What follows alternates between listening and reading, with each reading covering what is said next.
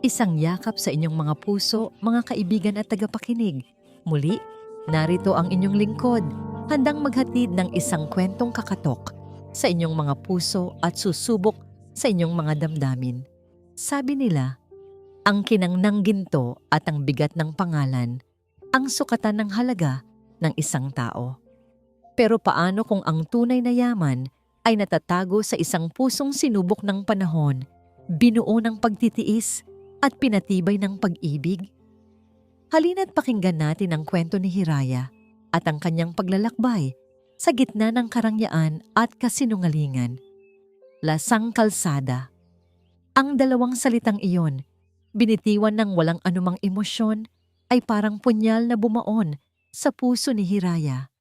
Ang hawak niyang kubyertos ay bahagyang nanginig at ang tunog ng pagtama ng tinidor sa plato ay umalingaw-ngaw sa nakabibinging katahimikan ng malawak na hapagkainan. Ibinaba ni Amaris de Leon ang kanyang biyenan, ang puting-puting linen napkin sa tabi ng kanyang halos hindi nagalaw na plato. Ang kanyang mukha, kahit sa edad na 60, ay walang bahid ng kahit anong kulubot. Isang perpektong maskara ng malamig na karangyaan. Hindi man lang siya tumingin kay Hiraya. Ang mga mata niya ay nakatuon sa isang malayong punto sa dingding na para bang ang mismong presensya ng manugang niya ay isang dumi na ayaw niyang pagtuunan ng pansin. "Mama, masarap naman ang luto ni Hira," mahinang sabi ni Bayan, ang kanyang asawa, mula sa kabilang dulo ng mesa. Ngunit ang boses ni Bayan, ang lalaking nangako sa kanya ng habambuhay, ay tila hanging dumaan lamang sa pandinig ni Amaris. Hindi ko alam na ang paborito palang ulam ng CEO ng Leon Holdings ay adobong manok sa gata. Sarkastikong sabi naman ni Celestina, ang ate ni Bayan. Ikiniling nito ang ulo, ang mamahaling hikaw na diamante ay kumislap sa ilalim ng ilaw mula sa aranya. Tiningnan niya si Hiraya mula ulo hanggang paa. Ang ngisi sa kanyang mga labi ay hindi nakaligtas sa paningin ni Hira. "Bagay na bagay sa suot mo, Hiraya. Simple, masyadong simple." Napayuko si Hiraya, pinipigilan ang namumuong luha sa kanyang mga mata. Ang bestidang suot niya ay ang pinakamahal na nabili niya gamit ang sarili niyang ipon bago pa man niya makilala si Bayan. Ngayon, sa loob ng mansyon ng mga De Leon, ito ay naging basahan. Ang adobong manok sa gata, ang unang putaheng ipinatikim niya kay Bayan nung nililigawan pa siya nito. Ang pagkaing sinabi nitong lasang bahay, lasang pagmamahal, ay isa na ngayong lasang kalsada. 2 oras niyang inihanda ang hapunan na yon.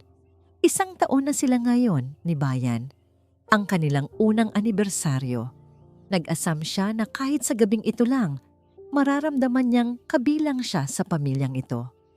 Ngunit ang pag-asa ay parang isang kandila sa gitna ng bagyo, madaling pinapatay ng bawat bugso ng hangin. "Celestina, tama na." Muling saway ni Bayan, ngunit may bahid ng pagod at pagsuko sa kanyang boses.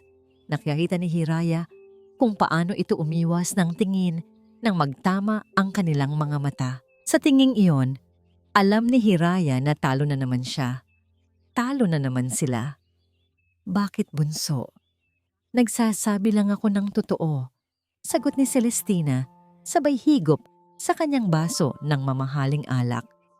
"We have a reputation to uphold.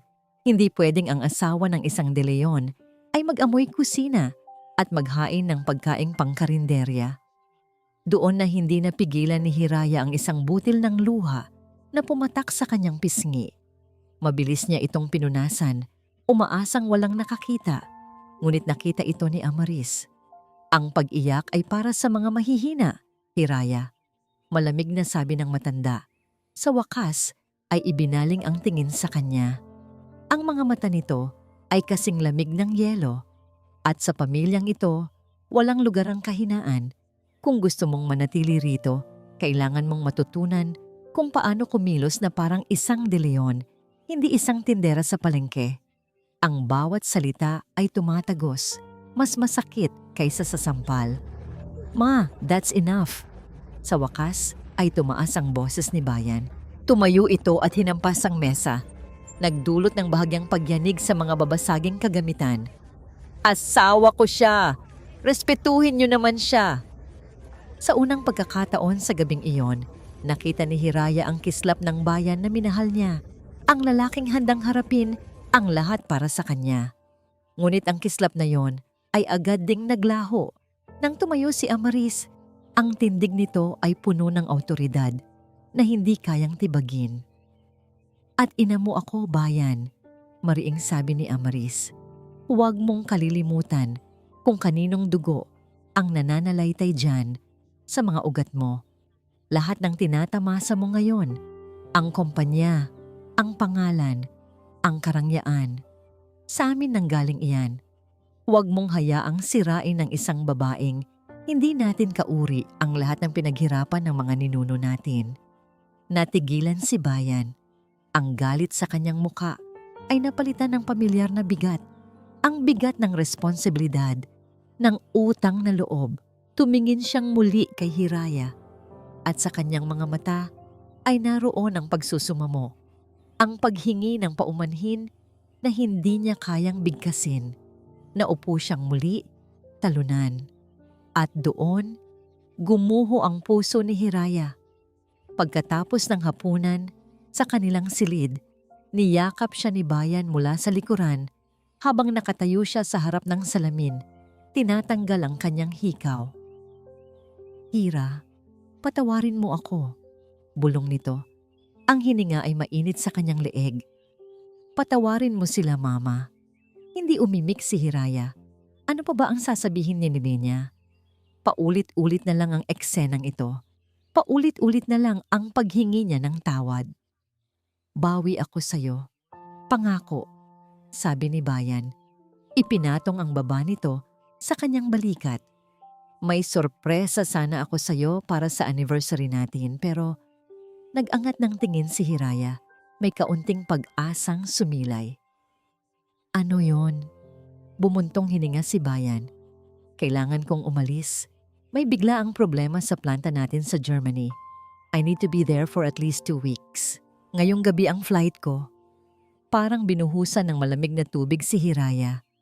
Ang buong katawan niya ay nanlamig. Aalis ka? Ngayon na? Iiwan mo ako dito? Ang tanong niya, ang boses ay nanginginig. I have to, Hira. Para sa kumpanya ito.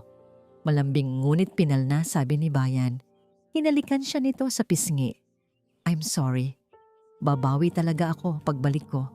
I love you. Hindi na niya nagawang sumagot. Pinanood na lamang niya ang kanyang asawa na mag-ayos ng gamit, magbihis, at sa huli ay humalik sa kanyang noo bago tuluyang lumabas ng pinto. Naiwan siyang mag-isa sa malawak at malamig na silid. Pumunta siya sa bintana at tahimik na pinanood ang pag-alis ng itim na sasakyan ni Bayan. Papalayo sa mansyon hanggang sa maging isang maliit na tuldok na lamang ito sa dilim ng gabi. Nang mawala na ang sasakyan, naramdaman niya ang isang presensya sa kanyang likuran. Hindi na niya kailangang lumingon para malaman kung sino iyon. Ngayong wala na ang tagapagtanggol mo, isang malamig na boses ang bumasag sa katahimikan. Matututunan mo kung saan ka talaga lulugar dito.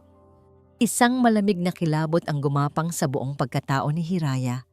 Sa unang pagkakataon, naramdaman niya ang tunay na takot.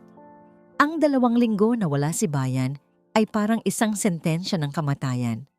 Ang mga sumunod na araw ay lumipas na parang isang mahabang bangungot para kay Hiraya. Ang mansyon ng mga De Leon na dati simbolo ng kanyang mga pangarap ay naging isang marangyang kulungan. Ang bawat sulok ay may matang nakamasid. Ang bawat salita ay may kaakibat na panunuya. Ang mga katulong na dati magiliw sa kanya ay ngayoy umiiwas ng tingin. Kumikilos na tila isa siyang multo sa loob ng pamamahay. Ang utos ni Amaris ay malinaw. Si Hiraya ay hindi isang senyora, kundi isang pasanin. At bilang pasanin, dapat niyang pagtrabahuhan ang kanyang pananatili. Kaya't sa loob ng ilang araw, ang mga kamay ni Hiraya na sanay sa pagluluto ay natutong kumayod. Siya ang naglilinis ng makintab na sahig na marmol habang si Celestina ay dadaan at sadyaing mag-iwan ng bakas ng putik mula sa kanyang sapatos. Siya ang nag-aalis ng alikabok sa mga antigong kagamitan na mas matanda pa sa kanyang lola habang si Amaris ay susunod at hihilahin ang puting guwantes sa kamay para tingnan kung may alikabok pang natira. Gabi-gabi, tinatawagan niya si Bayan at gabi-gabi, pareho ang sinasabi nito. Magtiis ka lang, mahal. Ilang araw na lang, uuwi na ako. I miss you. At gabi-gabi, pinipili ni Hiraya na manahimik. Ayaw niyang dagdagan pa ang iniisip ng asawa. Kakayanin niya ito. Para kay Bayan, kakayanin niya. Isang hapon, habang nagpupunas siya ng isang malaking salamin sa pasilyo, lumapit si Celestina. Kakaiba ang nangiti nito. Isang nangiting hindi umaabot sa kanyang mga mata. May dala itong isang baso ng malamig na tubig. Mukhang pagod na pagod ka, Hiraya. Sabi nito sa tono na puno ng huwad na pag-aalala. Heto, uminom ka muna. Baka matumba ka dyan. Nag-aalangan man ay tinanggap ni Hiraya ang baso. Salamat, mahina niyang sagot. Pinanood siya ni Celestina habang umiinom. Ang mga mata nito ay tila nang uusig. Pagkatapos niyang uminom, may naramdaman siyang bahagyang pait. Ngunit isinantabi niya ito. Marahil ay guni-guni niya lang. Mabuti naman at marunong ka palang magpasalamat, sabi ni Celestina bago tumalikod at maglakad paalis. Isang mahinang halakhak ang kumawala sa kanyang mga labi. Kinagabihan, habang nag-iisa si Hiraya sa kanyang silid at tinitingnan ang litrato nila ni Bayan, isang malakas na sigaw ang bumasag sa katahimikan ng mansyon. Nawawala. Nawawala ang kwintas ko. Ang boses ay kay Celestina, matinis at puno ng pagkukunwaring pagkasindak. Sunod-sunod na yabag ang narinig ni Hiraya sa labas. Nagmamadaling lumabas ang mga katulong mula sa kanilang mga silid. Nagkaroon ng komosyon. Dahan-dahang binuksan ni Hiraya ang kanyang pinto. Sa pasilyo, nakita niya si Celestina na umiiyak sa harap ni Amaris. Mama, ang kwintas na bigay pa ni Lola. Hindi ko mahanap. Hagulgol nito. Seryoso ang mukha ni Amaris. Hinalughog niyo na ba ang buong silid mo? Oo, Mama. Lahat. Parang may kumuha. Sagot ni Celestina at sa isang saglit, ang mga mata nito ay tumama sa kinatatayuan ni Hiraya. Isang tinging puno ng akusasyon. Naramdaman ni Hiraya ang panlalamig ng kanyang buong katawan. Hindi maari. May isang magnanakaw sa pamamahayay na ito. Biglang deklara ni Amaris. Ang boses ay matigas na parang bakal. Tumingin ito sa mga katulong. Walang aalis. Hahalughugin ang lahat ng silid. Simulan niyo sa silid ng babaeng yan. Itinuro ni Amaris si Hiraya. Pero Mama, nagsimulang magprotesta si Hiraya. Ang puso niya ay kumaakabog ng napakabilis. Wala po akong kinuha. Manahimik ka, sigaw ni Amaris. 2 security guard ng mansyon ang lumapit kay Hiraya. Tinitiyak na hindi siya makakaalis. Isang bitag. Ito ay isang bitag. Pumasok ang mga katulong at si Celestina sa kanyang silid.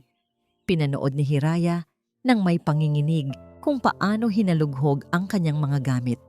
Ang mga simple niyang bestida, ang iilang aklat na dala niya, ang maliit na baul kung saan nakatago ang mga liham sa kanya ni Bayan, lahat ay binaliktad at kinalat sa sahig.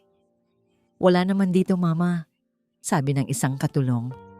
Ngumisi si Celestina. Tingnan niyo sa loob ng bag niya. Yung lagi niyang dala-dala. Kinuha ng isa sa mga gwardiya ang mumurahing handbag ni Hiraya na nakasabit sa likod ng pinto.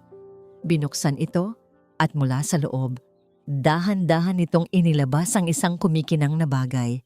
Isang kwintas na diamante. Ang kwintas na suot-suot ni Celestina kaninang umaga. Napasinghap ang lahat. Walang hiya ka, sigaw ni Amaris. Lumapit ito kay Hiraya. Ang mga mata ay nag-aapoy sa galit. Magnanakaw, ahas ka na pumasok sa pamamahay ko. Akala ko ba mahal mo ang anak ko? Pera lang pala ang habol mo. Hindi po totoo yan. Hindi ko alam kung paano napunta yan dyan. Umiiyak na paliwanag ni Hiraya. Hinawakan niya ang braso ni Amaris.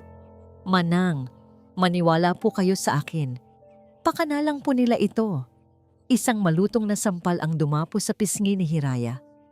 Ang lakas ng sampal ay nagpatagilid sa kanya at nagdulot ng ugong sa kanyang tainga. Naramdaman niya ang init at hapdi sa kanyang pisngi, ngunit mas masakit ang kirot sa loob ng kanyang dibdib. Huwag na huwag mo akong tatawaging Manang. Sigaw ni Amaris nandidiri. Hindi kita kadugo at kailanman ay hindi magiging kapamilya. Isa kang magnanakaw. Bayan, tulungan mo ako. Wala sa sariling bulong ni Hiraya, ang tanging pangalang kaya niyang isipin sa gitna ng kanyang desperasyon. Ngunit wala si Bayan. At sa mga mata ng lahat ng tao sa silid na yon, siya ang may sala. Bago pa man siya makabawi, bumukas ng malakas ang pinto ng kanyang silid. Pumasok ang dalawang malalaking lalaki na nakaitim. Hindi sila pamilyar sa kanya. Hindi sila mga gwardiya ng mansyon. Mabilis na kumilos ang mga ito. Bago pa man makasigaw si Hiraya, isang kamay ang marahas na tumakip sa kanyang bibig. Ang isa naman ay humawak ng mahigpit sa kanyang mga braso. Sinubukan niyang pumiglas, sinipa-sipa ang kanyang mga paa, ngunit ang lakas niya ay walang-wala kumpara sa kanila. Kinaladkad siya palabas ng silid. Ang huling nakita niya bago siya tuluyang hilahin palabas sa dilim ng pasilyo ay ang mga mukha ni Amaris at Celestina. Nakatayo sila roon, hindi gumagalaw, magkatabi. Sa kanilang mga labi ay may isang ngiti ng tagumpay. Isang ngiti na walang bahid ng anumang awa o kaluluwa. Ang hangin sa labas ay napakalamig. Mas malamig pa dahil sa takot na bumabalot sa buong pagkatao ni Hiraya. Kinaladkad siya ng dalawang lalaki papunta sa likurang bahagi ng mansyon kung saan walang mga CCTV camera at marahas na isinakay sa loob ng isang itim na van na walang plaka. Isang panyo na may matapang na amoy ang itinakip sa kanyang ilong at bibig. Sinubukan niyang pigilin ang kanyang hininga, ngunit huli na ang lahat. Unti-unti, nilamon ng kadiliman ang kanyang ulirat. Nagising si Hiraya sa amoy ng kalawang at alikabok. Nakagapos ang kanyang mga kamay at paa sa isang silyang kahoy. Ang tanging liwanag ay nagmumula sa isang bumbilyang nakabitin sa kisame. Kumukurap-kurap na tila anumang oras ay bibigay na. Nasa loob siya ng isang abandonadong bodega. Sa isang sulok, may 3 lalaking nag-uusap. Anong sabi ni Ma'am Celestina? Ituloy na ba? Tanong ng isa, ang boses ay magaspang. Oo, ang utos. Siguraduhing hindi na siya makikita pa ng kapatid niya. Kahit kailan. Sagot ng isa pa. Kailangan magmukhang hold up na nauwi sa sakitan. Walang dapat maiwang bakas na mag-uugnay sa mga De Leon. Pera lang to, walang personalan. Sabi ng pangatlo na nakatalikod sa kanya. Ang boses nito ay mas kalmado, mas mababa. Ngunit may bigat, kahit kailan. Ang mga salitang yon ay umalingaw-ngaw sa isipan ni Hiraya. Ibig sabihin, papatayin siya. Ang pamilya ng lalaking pinakasalan niya, ang pamilyang sinubukan niyang mahalin, ay nag-utos na kitilin ang kanyang buhay. Isang mainit na likido ang dumaloy sa kanyang mga pisngi. Hindi ito luha ng kalungkutan. Ito ay luha ng matinding galit. Ang galit ay gumapang sa kanyang mga ugat, pumalit sa takot. Hindi siya papayag na magtapos ang lahat ng ganito. Lalaban siya.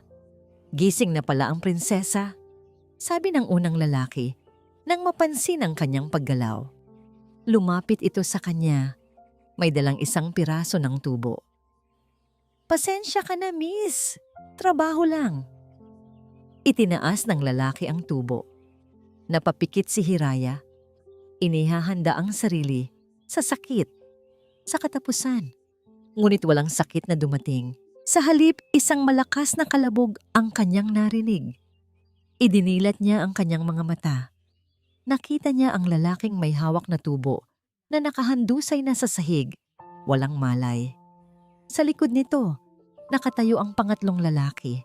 Ang lalaking kanina'y kalmado lang. Sa kamay nito ay may hawak na isa pang mas maliit na tubo. "Dante, anong ginagawa mo?" Sigaw ng natitirang kasamahan na agad bumunot ng baril. Mabilis pa sa kidlat na kumilos ang lalaking nagngangalang Dante. Bago pa man makaputok ang baril, sinugod niya ang kasamahan at inagaw ang arma. Isang malakas na suntok sa panga at isang sipa sa tiyan ang nagpabagsak dito. Natahimik ang buong bodega.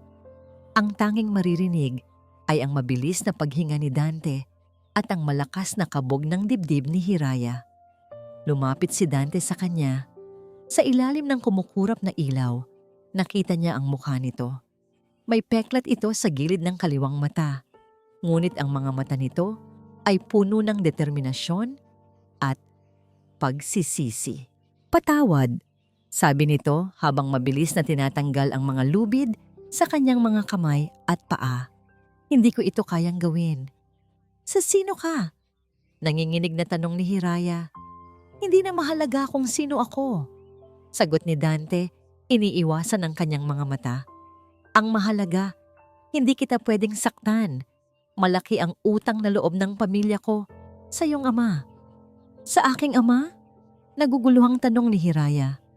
"Patay na ang ama ko. Bata pa lang ako." Umiling si Dante. "Hindi mo siya kilala, pero kilala ka niya. At may utang ako sa kanya na buhay ko ang kabayaran." Iniabot ni Dante sa kanya ang isang lumang cellphone at isang maliit na bungkus ng pera. "Gamitin mo to. Tumakbo ka. Huwag kang lilingon. May daan sa likod ng bodegang ito papunta sa highway. Huwag kang babalik sa mansyon. Huwag kang magtitiwala kahit kanino, maliban sa sarili mo." "Paano ka?" tanong ni Hiraya. "Kaya ko na to. Ako na ang bahalang magligpit dito," sabi ni Dante. "Umalis ka na. Ngayon na."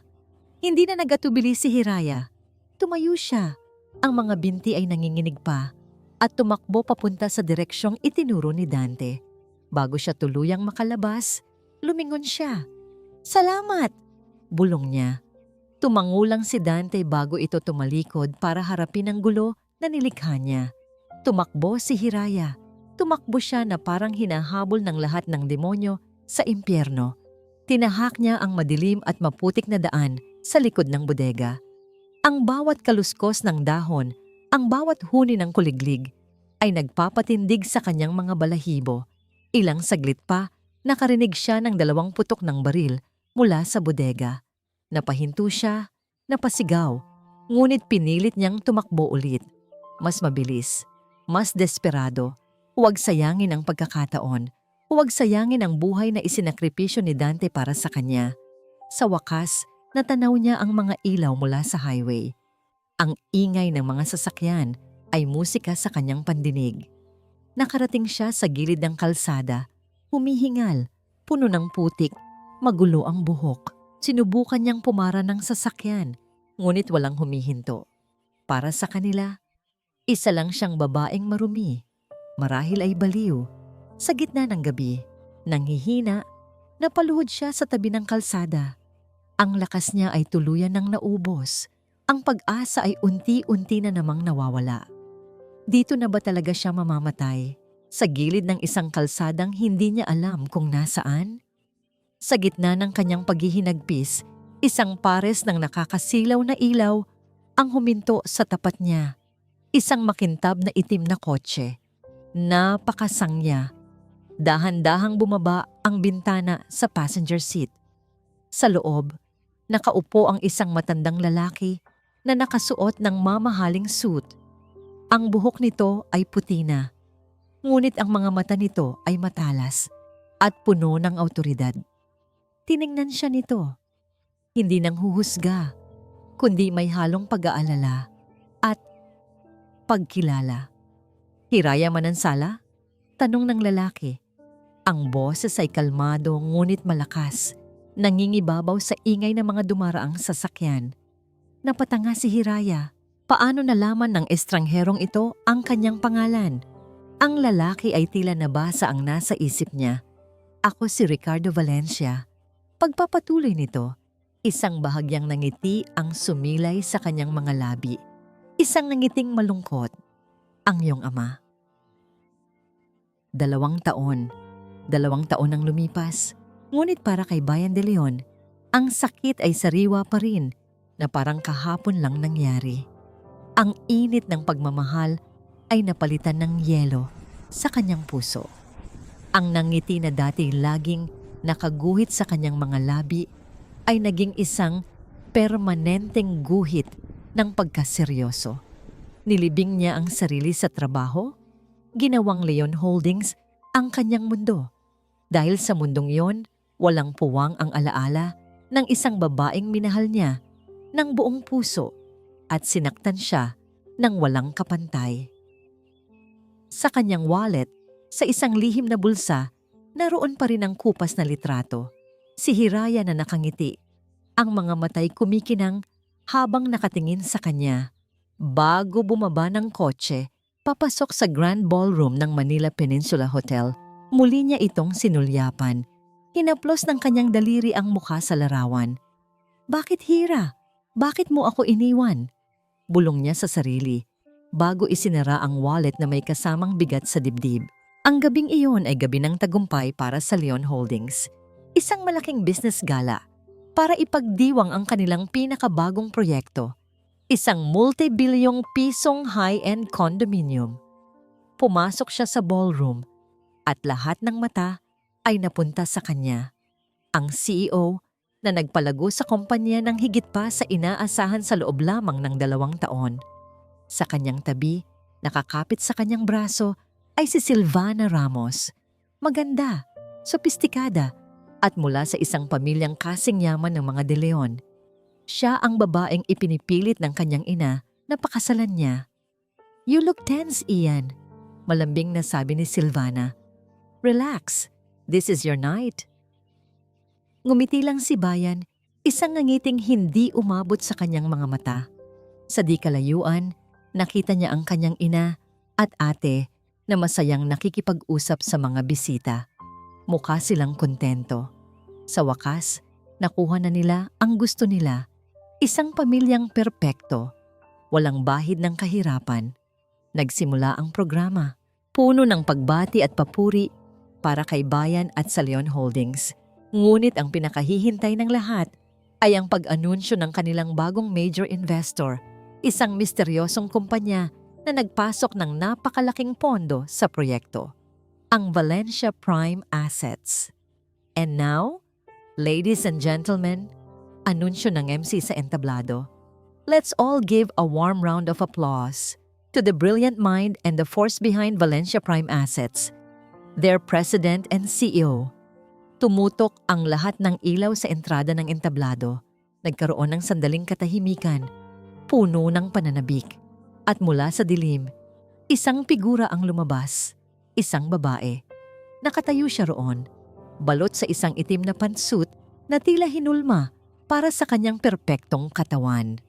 Ang kanyang buhok, na dati alon-alon lang na nakalugay, ay ngayon ay tuwid at makintab, bumabagsak sa kanyang balikat. Ang kanyang mukha, na dati puno ng kahinhinan, ay ngayon ay matalas. Ang mga panga ay matatag. Ang mga mata ay puno ng apoy na hindi pa nakikita ni Bayan kailanman.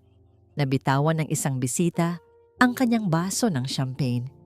Ang tunog ng pagbasag nito ay umalingaw-ngaw sa biglang natahimik na ballroom. Para kay Bayan, tumigil ang mundo. Ang ingay, ang mga ilaw, ang mga tao sa paligid niya, lahat ay naglaho. Ang tanging nakikita niya ay ang babaeng iyon. Ang babaeng laman ng kanyang mga panaginip at bangungot sa loob ng 2 taon. Hiraya. Ang kanyang Hiraya. Ngunit hindi. Hindi ito ang Hirayang kilala niya. Ang Hirayang ito ay iba. Mapanganib. Makapangyarihan.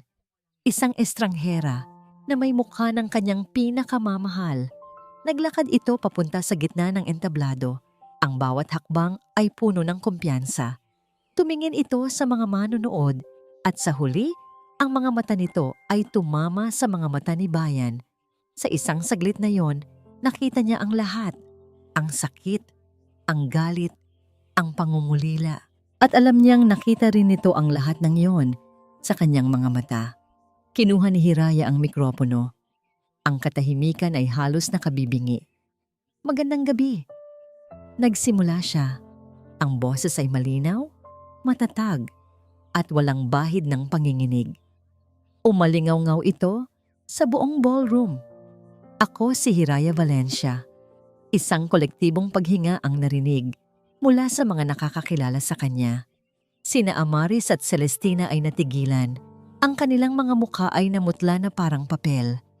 Ibinaba ni Hiraya ang kanyang tingin mula sa mga manunood at muling ipinukol ito ng diretso kay Bayan. Isang tinging tumatagos hanggang sa kanyang kaluluwa. At nandito ako para kunin ang dapat ay sa akin. Ang mga salita ay parang isang deklarasyon ng giyera. Para sa mga negosyante sa silid, ito ay tungkol sa negosyo. Ngunit para kay Bayan, alam niya sa kaibuturan ng kanyang puso na ang sinasabi nito ay higit pa sa pera at mga gusali. Bumalik siya.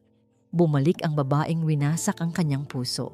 At ngayon, babalikan siya nito para wasakin ang lahat ng kanyang pinaghirapan. Naramdaman niya ang paghigpit ng hawak ni Silvana sa kanyang braso. Lumapit ito at bumulong sa kanyang tainga. Sapat lang ang lakas para marinig ng mga nasa malapit at marahil, kung pakikinggan ng mabuti, ay maririnig kahit sa entablado. Hayaan mo na siya, mahal. Nandito naman ako. Hinaplos ni Silvana ang kanyang tiyan. Para sa'yo at sa magiging anak natin.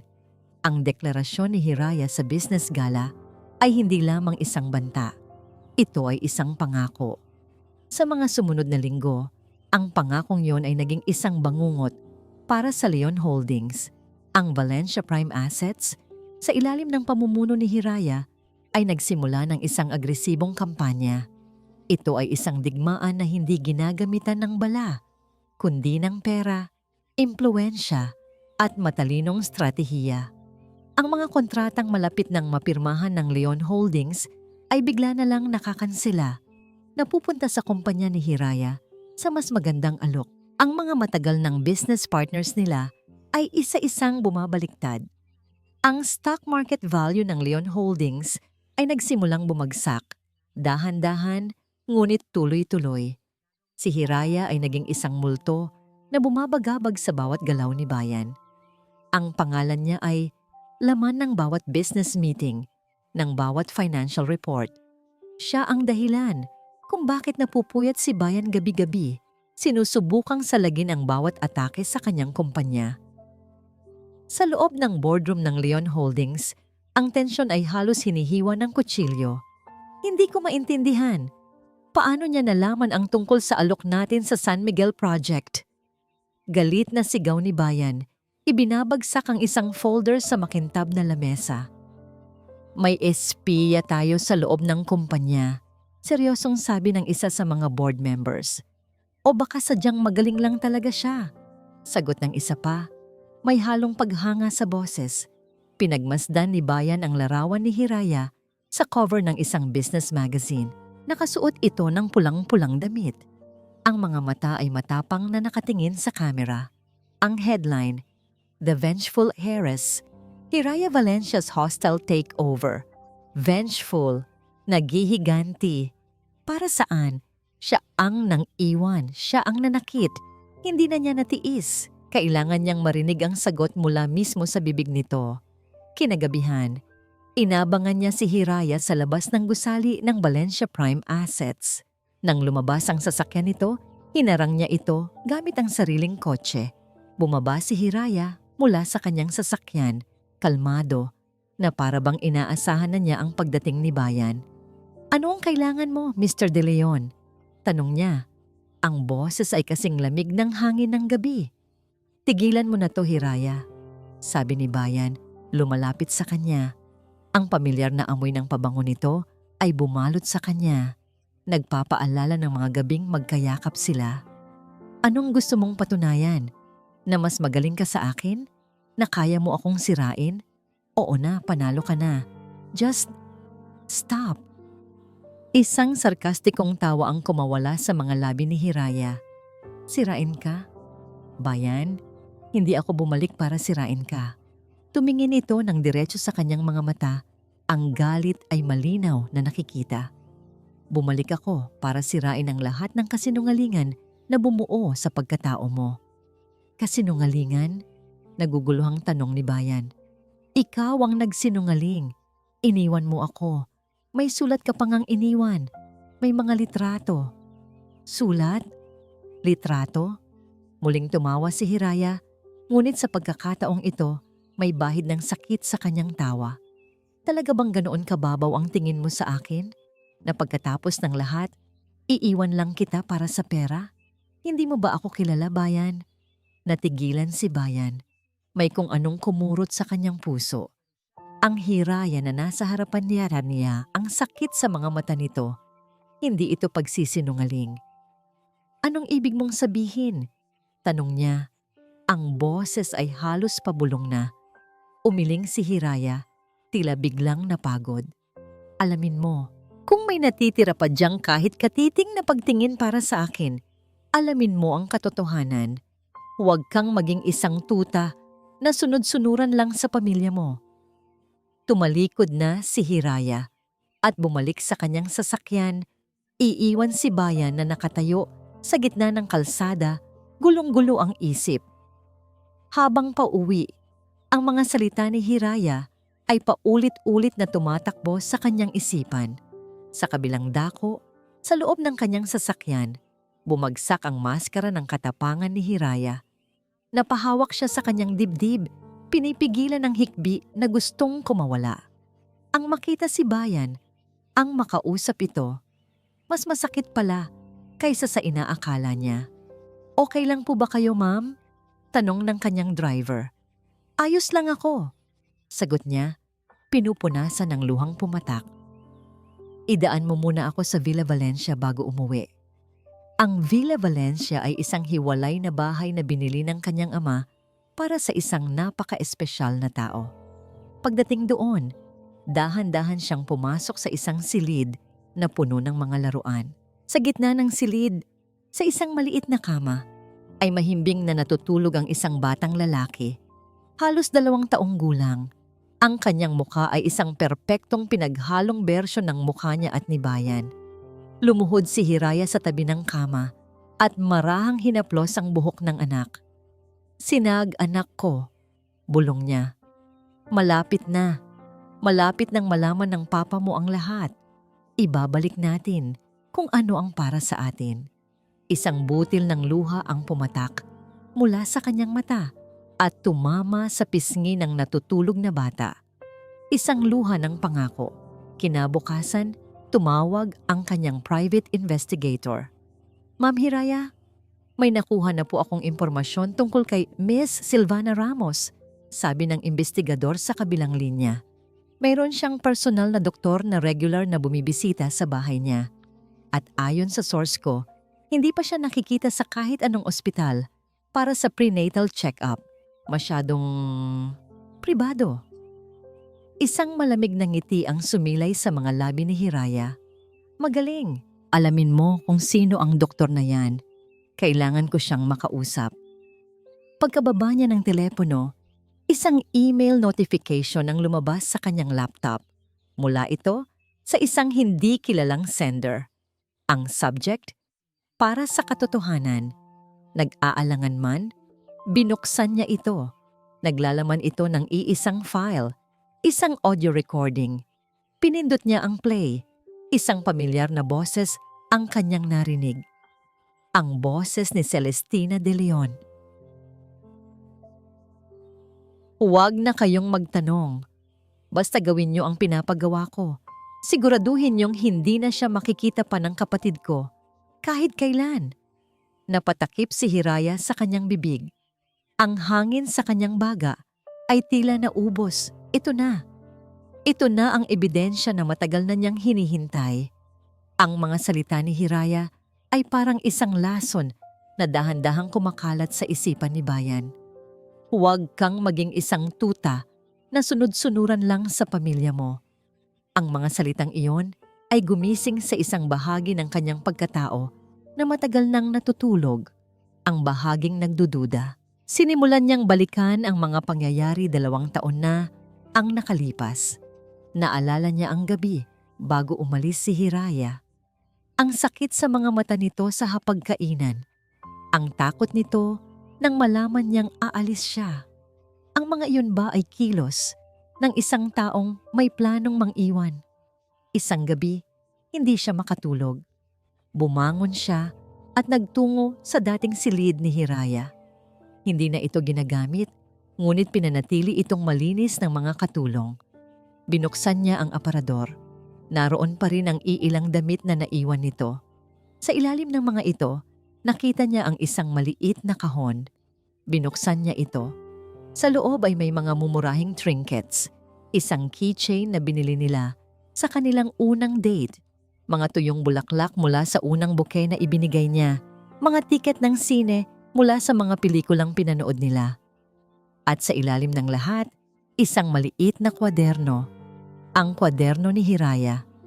Nanginginig ang mga kamay na binuklat niya ito. Sa loob ay nakasulat ang mga plano nito para sa kanilang hinaharap, mga pangalan para sa kanilang magiging anak, mga drawing daw ng isang maliit na bahay na pangarap nito sa tabi ng dagat, mga recipe na gusto niyang lutuin para sa kanya. Sana balang araw, matanggap na rin ako ni na Mama Amaris. Gagawin ko ang lahat para sa pamilya natin, bayan. Mahal na mahal kita. Iyon ang huling nakasulat. Isinara ni Bayan ang kwaderno. Isang malakas na emosyon ang bumalot sa kanya. Hindi galit, kundi isang malalim na pagsisisi. Paano niya nagawang maniwala sa sulat at mga litratong ipinakita ng kanyang ina? Ang sulat na isinulat sa isang papel na hindi pamilyar sa kanya. Ang mga litrato kung saan si Hiraya ay may kasamang isang matandang lalaki na hindi niya kilala, na mukhang persado at hindi natural. Paano siya naging bulag?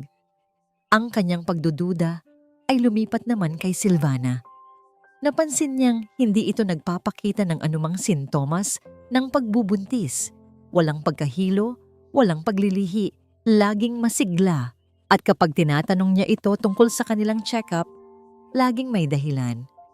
Pumunta na si Dr. Ramos sa bahay, mahal. Huwag ka nang mag-alala. Isang araw, habang nasa opisina siya, hindi sinasadyang narinig niya ang pag-uusap ni Silvana sa telepono sa kabilang silid. Oo na, I'm fine. Huwag ka nang makulit. Medyo inis na sabi ni Silvana. Basta ipadala mo na lang ang resulta. Siguraduhin mong pangalan ko ang nakalagay dyan. Yes, I'll pay you double, just get it done. Pagbaba ng telepono, pumasok si Bayan. Sinong kausap mo? Tanong niya. Sinusubukang maging kaswal. Wala. Yung kaibigan ko lang. Nangungumusta. Mabilis na sagot ni Silvana, umiiwas ng tingin. Ang pag-iwas na yon ay sapat na para kay Bayan. Samantala, sa isang tahimik na coffee shop sa labas ng syudad, nakipagkita si Hiraya kay Dante. Mas matanda na itong tingnan ngayon. Mas maraming guhit sa mukha. Ngunit ang mga mata nito ay ganoon pa rin, matatag. Salamat sa pagpunta, sabi ni Hiraya. Wala yon, ma'am, sagot ni Dante. Inilapag nito ang isang maliit na USB flash drive sa mesa. Pasensya na kung ngayon ko lang ito maibibigay. Kinailangan kong magtago ng matagal. Pero nang malaman kong bumalik ka na, alam kong ito na ang tamang oras. Ano ang laman na niyan? Security footage mula sa isang sari-sari store malapit sa bodega kung saan ka dinala. Mahina ang kalidad pero malinaw na makikita ang pagdating at pag-alis ng isang pamilyar na sasakyan, ang sasakyan ni Ma'am Celestina. Hinawakan ni Hiraya ang USB. Ito na ang huling piraso ng puzzle, ang ebidensyang maglalantad sa lahat. Oras na para malaman niya ang totoo, sabi ni Dante. Kinagabihan, habang nag-iisa sa kanyang opisina, tinititigan ni Bayan ang kanyang telepono. Nag-iisip kung paano niya sisimulan ang paghahanap sa katotohanan. Bigla, umilaw ang screen. Isang text message mula sa isang hindi rehistradong numero. Naglalaman lamang ito ng isang video file. Walang kahit anong salita. Dahil sa kuryosidad, pinindot niya ang play. Ang video ay malabo at kuha sa gabi. Ngunit malinaw niyang nakita ang isang itim na van na huminto sa tapat ng isang lumang bodega. Maya-maya, isang pamilyar na kulay pilak na Mercedes-Benz ang huminto sa likod nito. Bumaba mula sa driver's seat ang isang babae. Kahit malayo, kilala niya ang tindig na yon, ang buhok na yon. Si Celestina, ang kanyang ate. Nakita niya itong nakipag-usap sa dalawang lalaki bago muling sumakay sa kotse at umalis. Ang petsa at oras sa video, ang gabi kung kailan umalis si Hiraya. Nanigas si Bayan sa kanyang kinauupuan. Ang paghinga niya ay tila tumigil. Ang mga piraso ng palaisipan, ang pag-alis ni Hiraya, ang mga salita nito, ang kuwaderno, ang pag-uugali ni Silvana, at ngayon, ang video na ito. Lahat ay nagsimulang magkabit-kabit, bumubuo ng isang larawan na napakapangit, napakasaklap, isang larawan ng panlilinlang. Sa gitna ng kanyang pagkatuliro, bumukas ang pinto ng kanyang opisina. Pumasok si Silvana, ang muka ay nagliliwanag sa saya. "Mahal," masiglang bati nito. "May maganda akong balita. Kinausap ko na si Mommy at ang wedding planner." Ipinakita nito sa kanya ang isang magazine ng mga kasal, nakaturo sa isang petsa na may bilog na pula. "Nag-set na ako ng petsa para sa kasal natin." Ang Grand Ballroom ng Leon Palace Hotel, ang pinakabagong hiyas sa korona ng kanilang pamilya, ay puno ng mga pinakamayayamang tao sa Pilipinas. Ang mga ilaw, mula sa dambuhalang aranyang kristal, ay sumasalamin sa mga alahas at mamahaling baso ng champagne. Ang lahat ay perpekto. Isang perpektong gabi para sa isang perpektong anunsyo, ang engagement party ni Bayan de Leon at Silvana Ramos. Si Amaris at Celestina ay nasa alapaap ng kaligayahan. Ito ang tagumpay na matagal na nilang hinintay. Ang pag-iisang dibdib ng dalawang makapangyarihang pamilya. Isang unyon na walang bahid ng anumang lasang kalsada. Si Bayan, sa kabilang dako, ay isang larawan ng kalmadong pagtitimpi. Ang kanyang mukha ay hindi nagpapakita ng anumang emosyon, ngunit sa loob, ang kanyang puso ay parang tambol na walang tigil sa pagpukpok. Bawat ngiti, bawat pagbati mula sa mga bisita ay parang isang pagsubok sa kanyang pagpipigil. Tumingin siya kay Silvana na nakakapit sa kanyang braso, nagpapakita sa lahat ng pekeng tiyan nito na bahagyang umuumbok sa ilalim ng mamahaling bestida. Pagkatapos ng hapunan, umakyat si Bayan sa entablado. Ang lahat ay tumahimik, nag-aabang sa kanyang talumpati. "Magandang gabi sa inyong lahat." Nagsimula siya. Ang boses ay matatag. "Salamat sa inyong pagdalo sa gabing ito. Isang napaka-espesyal na gabi para sa aming pamilya." Tumingin siya sa kanyang ina at kapatid na nakangiti sa kanya mula sa kanilang mesa. Sa pamilya, natutunan natin ang maraming bagay. Pagpapatuloy niya, ang boses ay may bahid na ng lamig. Natutunan natin ang pagmamahal, ang respeto, at higit sa lahat ang katapatan. Ngunit paano kung ang mismong pamilya na pinagkakatiwalaan mo ang siyang nagturo sa iyo ng kasinungalingan? Nawala ang nangiti sa mukha ni Amaris at Celestina. Nagkaroon ng bulungan sa mga bisita. "Bago ko formal na i-anunsyo ang aking engagement," sabi ni Bayan, "mayroon akong isang maikling video na gusto kong ibahagi sa inyo. Isang video tungkol sa katotohanan." Bago pa man makapag-react ang sinuman, namatay ang mga ilaw sa ballroom. Ang tanging liwanag ay nagmumula sa dambuhalang screen sa likod ng entablado. At doon, lumabas ang imahe mula sa CCTV, ang madilim na bodega, ang itim na van, at ang kulay pilak na Mercedes-Benz ni Celestina. Ang buong ballroom ay nanood sa katahimikan habang ang kapatid ni Bayan ay nakikipag-usap sa mga kidnapper. Kasunod nito, isang audio recording ang umalingaw-ngaw sa buong silid. Malinaw at hindi maikakaila. Siguraduhin niyong hindi na siya makikita pa ng kapatid ko kahit kailan. Ang boses ni Celestina, isang kolektibong pagsinghap ang narinig. Ang lahat ng mga mata ay napunta kay Celestina na ngayon ay kasing putla ng multo. Tumayo ito, nanginginig at sinubukang tumakbo. Ngunit dalawang unipormadong gwardiya ang mabilis na humarang sa kanyang daraanan. Ano ang ibig sabihin nito, Bayan? Sigaw ni Amaris, tumatayo. Ang mukha ay puno ng galit at pagkalito. Gawa-gawa lang yan. Hindi pa tayo tapos, Mama. Malamig na sagot ni Bayan. Biglang bumukas ang malaking pinto ng ballroom. Mula sa dilim, isang figura ang lumabas. Si Hiraya. Nakatayo siya roon. Suot ang isang simpleng puting bestida. Ngunit ang kanyang presensya ay mas nangingibabaw kaysa sa lahat ng diamante sa silid na yon. Sa likod niya ay isang lalaking may edad na, nakasuot ng uniforme ng doktor at nanginginig sa takot. Good evening, sabi ng doktor. Lumalapit sa mikropono na iniabot ni Bayan. Ako po si Dr. Alfonso Reyes at gusto ko pong umamin. Peke po ang lahat ng medical records na ginawa ko para kay Miss Silvana Ramos. Hindi po siya buntis. Tinakot niya po ako. Sinabi niyang wawasakin niya ang pamilya ko kung hindi ako susunod. Lahat ng mata ay napunta naman ngayon kay Silvana. Hinawakan nito ang kanyang tiyan at sa isang eksenang tila kinuha sa isang pelikula, umarte itong nahihilo at biglang hinimatay sa sahig. Ngunit walang sino mang gumalaw para tulungan siya. Ang kanyang drama ay walang epekto. Tapusin niyo na ang palabas na ito, sigaw ni Amaris. Hindi na makayanan ang kahihiyan. Kasalanan mo itong lahat, sigaw niya. Itinuturo si Hiraya. Mula nang dumating ka sa buhay namin, sinira mo na ang lahat. Isa kang manggagamit, isang linta. Amaris, isang malakas at puno ng awtoridad na boses ang pumutol sa kanyang pagwawala.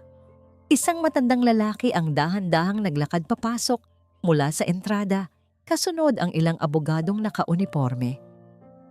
Si Don Ricardo Valencia, ang lahat sa silid ay nakakakilala sa kanya. Isa sa mga pinakamakapangyarihang negosyante sa buong Asya. Natigilan si Amaris. Ang galit sa kanyang muka ay napalitan ng pagkabigla at takot. Ang pagkakita niya kay Don Ricardo ay parang pagkakita sa isang multo mula sa kanyang nakaraan. Ricardo, bulong niya. Ang pangalan ay halos hindi lumabas sa kanyang mga labi. Tumigil si Don Ricardo sa harap ni Amaris. Ang mga mata nito ay malamig na parang yelo. Amaris, panahon na para magbayad sa mga kasalanan ng Pamilya De Leon. Ang pagdating ni Don Ricardo Valencia ay nagpatahimik sa buong ballroom. Ang kanyang presensya lamang ay sapat na para pigilin ang hininga ng lahat. Si Amaris ay nakatayo na parang isang estatwa, nakatitig sa lalaking minsan niyang minahal at kinasuklaman. Ano ang ginagawa mo dito, Ricardo? Sa wakas ay nahanap ni Amaris ang kanyang boses, ngunit ito'y nanginginig. Nandito ako para sa anak ko, sagot ni Don Ricardo. Ang mga mata ay lumipat patungo kay Hiraya. Isang tingin ng isang ama na handang gumawa ng lahat para sa kanyang anak. At nandito ako para singilin ang mga utang ng nakaraan. Humarap si Don Ricardo sa mga natitirang bisita. Ang gabi pong ito ay tapos na. Maraming salamat sa inyong pagdalo. Iyon lang, isang simpleng pahayag, ngunit walang sino mang nagtangkang sumuway. Dahan-dahan, sa nakabibinging katahimikan, nilisan ng mga bisita ang ballroom, iiwan ang dalawang pamilya sa gitna ng isang nagbabagang komprontasyon. Nang tanging sila na lang ang natira, kasama ang mga abogado ni Don Ricardo at ang mga gwardyang pumapalibot kay Celestina at Silvana, ang tensyon ay naging mas matindi pa. Wala kang karapatang manghimasok sa pamilya ko. Sigaw ni Amaris. Nawala sa iyo ang karapatang yan nang saktan mo ang anak ko. Matigas na sagot ni Don Ricardo. At hindi lang yan ang kasalanan mo, Amaris. Pareho nating alam yan.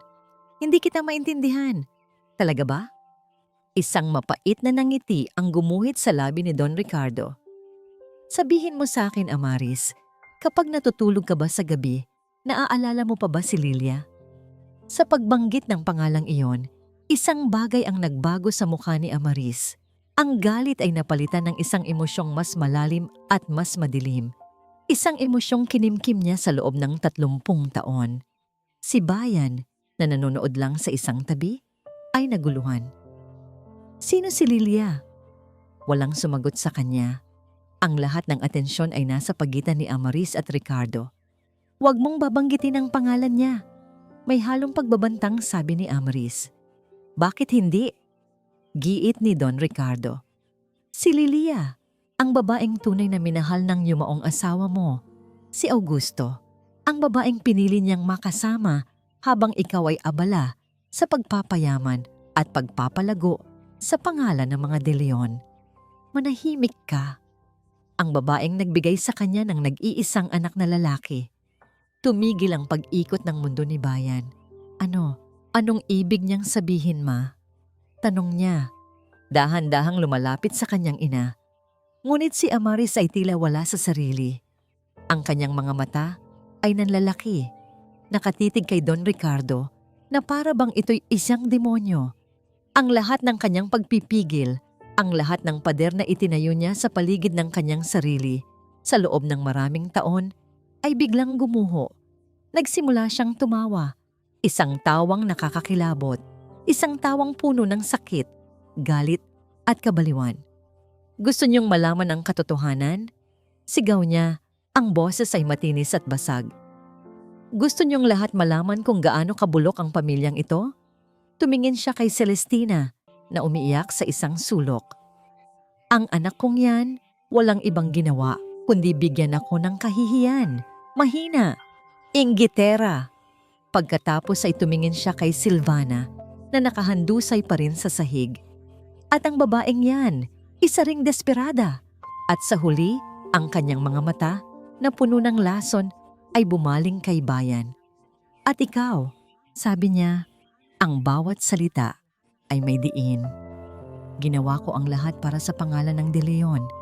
Kahit na kinailangan kong palakihin ang anak ng karibal ko, ang bunga ng pagtataksil ng asawa ko.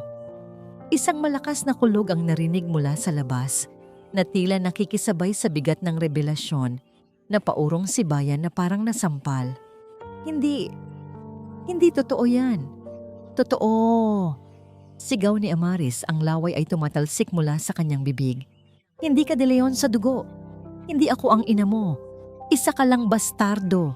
Bunga ka lang ng pagkakamali ng ama mo at ng Lilia na yan. Napatakip si Hiraya sa kanyang bibig, nanginginig. Ang pangalang Lilia, pamilyar sa kanya. Iyon ang pangalan ng yumaong kapatid ng kanyang ina. Ang tiyahin niyang namatay sa panganganak at ang ama ng bata ay hindi kailanman nagpakilala. Napatingin siya kay Don Ricardo. Tumango ang kanyang ama. Kinukumpirma ang katotohanang biglang nabuo sa kanyang isipan. At alam niyo ba kung ano ang pinakamasaklap sa lahat? Nagpapatuloy si Amaris sa kanyang pagwawala. Ang Lilia na yan. Kapatid ng nanay ng babaeng yan. Itinuro niya si Hiraya. Kaya pala ganoon na lang ang galit ko sa'yo.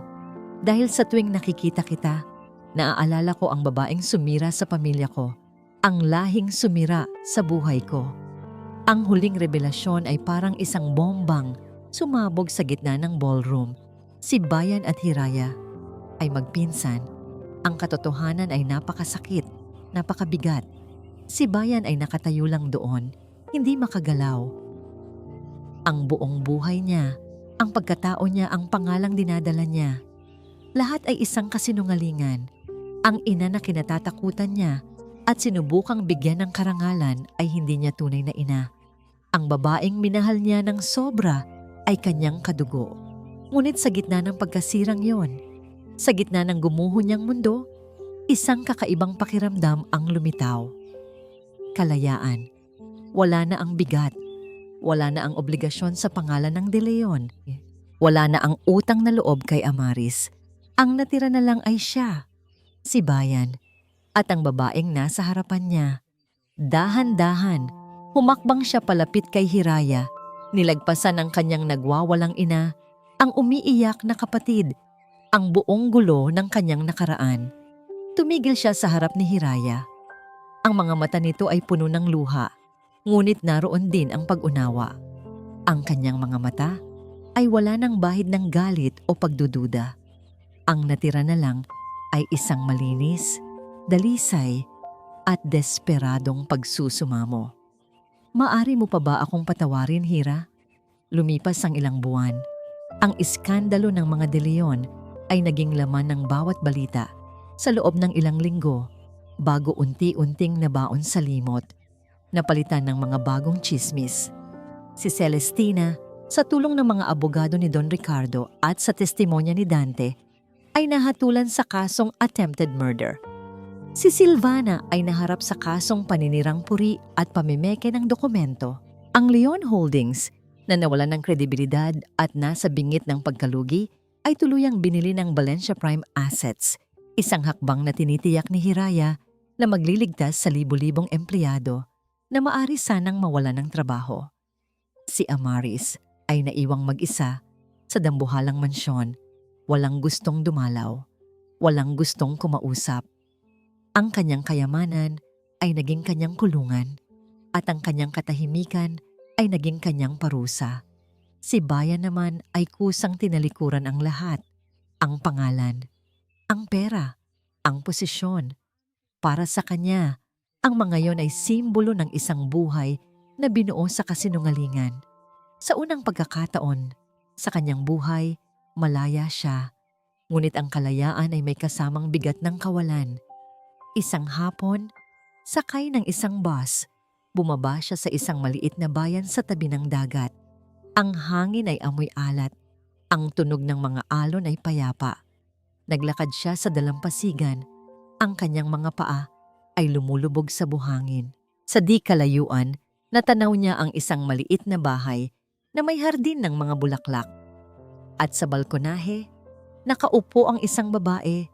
Pinapanood ang isang maliit na batang lalaki na naglalaro sa buhangin, si Hiraya, at ang kanilang anak. Tumigil si Bayan ilang metro ang layo mula sa kanila. Hindi sigurado kung paano lalapit. Ang puso niya ay kumakabog. Mas mahirap harapin ang eksenang ito kaysa sa lahat ng board meetings at business galas na kanyang pinagdaanan. Naramdaman ni Hiraya ang kanyang presensya. Dahan-dahan itong lumingon. Ang kanilang mga mata ay muling nagtama. Walang galit, walang panunumbat. Tanging isang malalim na kalungkutan at isang kislap ng pag-aantay. Tumayo si Hiraya at lumapit sa kanya. "Anong ginagawa mo dito, Bayan?"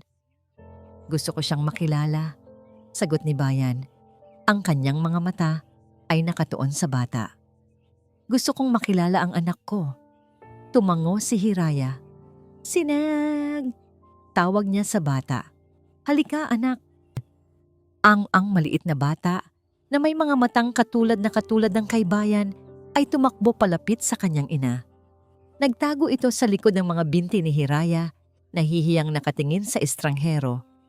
"Sinag," malamig na sabi ni Hiraya, "siya ang papa mo." Lumuhod si Bayan para maging kapantay ng bata. Ang mga luha ay nagsimulang mamuo sa kanyang mga mata.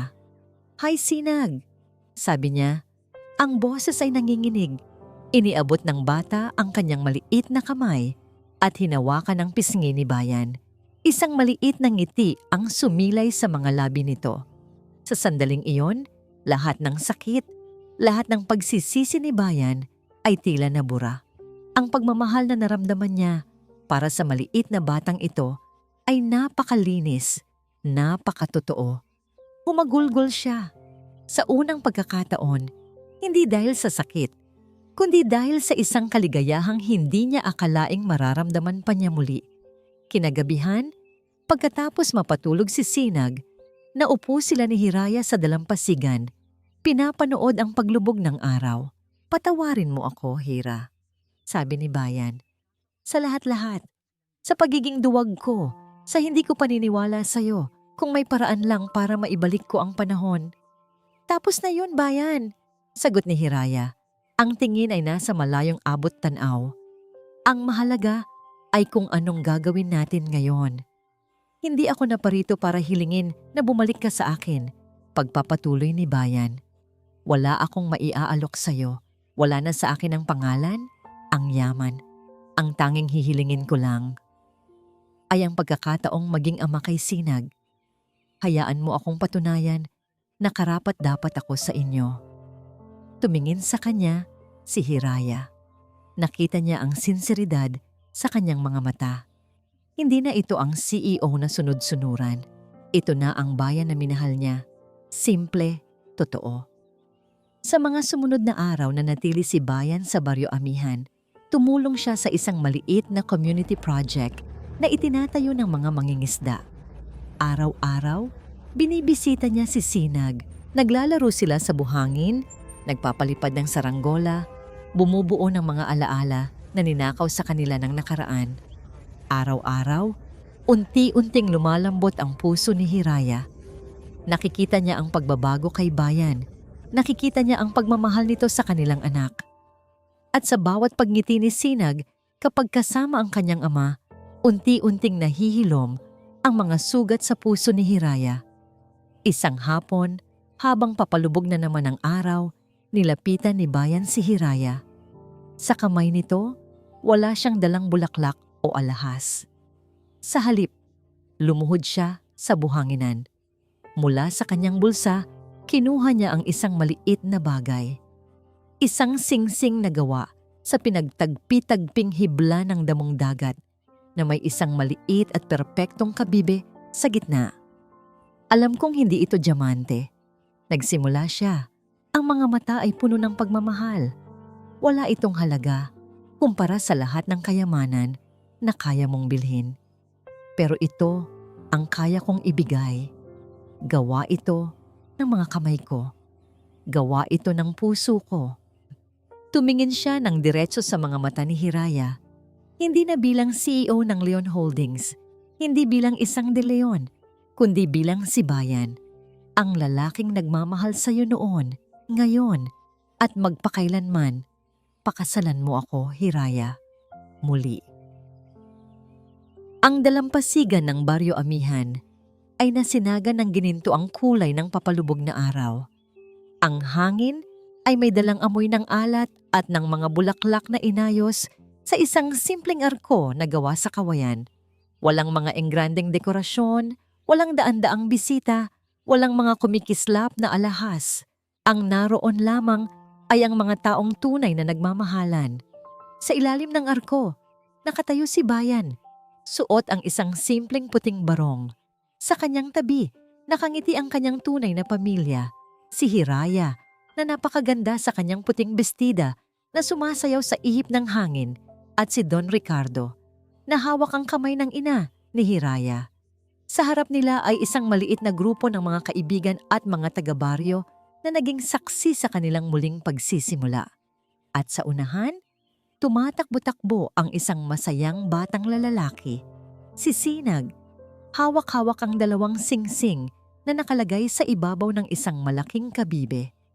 Ito ay isang dobleng kasal, isang selebrasyon hindi lamang ng pag-ibig na muling nabuo, kundi pati na rin ng pag-ibig na matagal nang nawalay ngunit sa wakas ay natagpuan muli ang daan pauwi.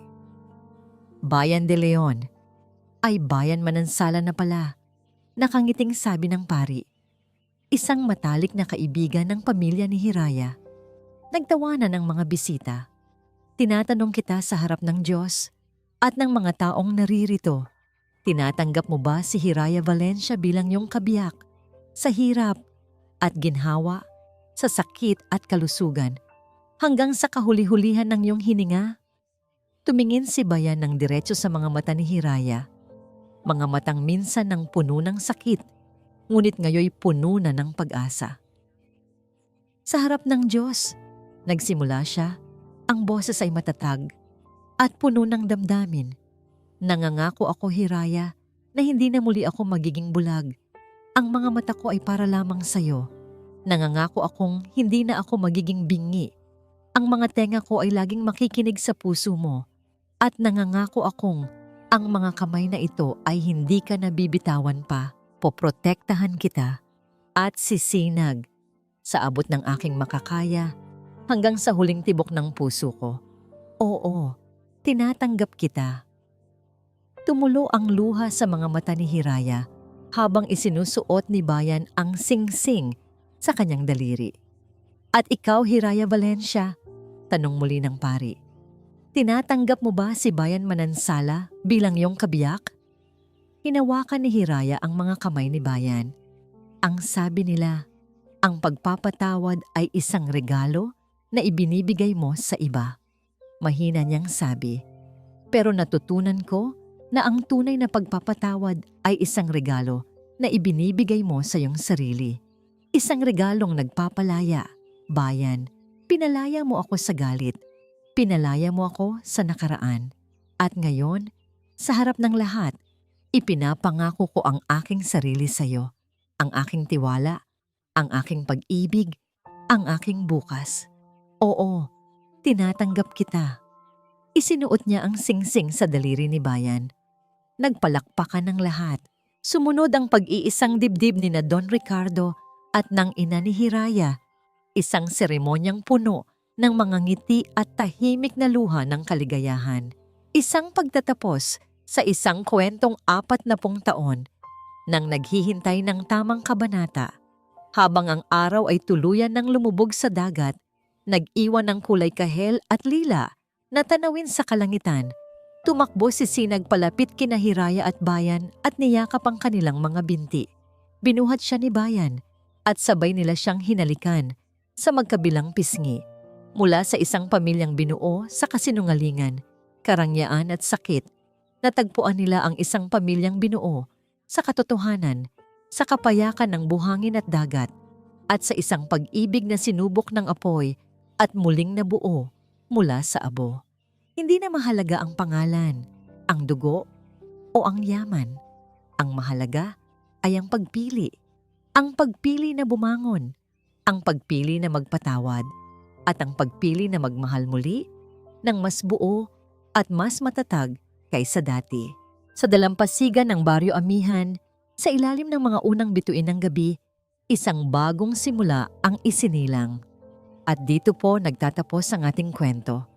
Isang kwentong nagpapatunay na ang tunay na halaga ng isang tao ay hindi nasusukat sa kinang ng kanyang pangalan o sa kapal ng kanyang pitaka, kundi sa tatag ng kanyang puso na kayang bumangon mula sa pinakamatinding pagsubok. Ang pagpapatawad ay hindi madali, ngunit ito ang tanging susi na magbubukas sa pinto ng tunay na kalayaan at kaligayahan. Maraming salamat po sa inyong walang sawang pagsubaybay.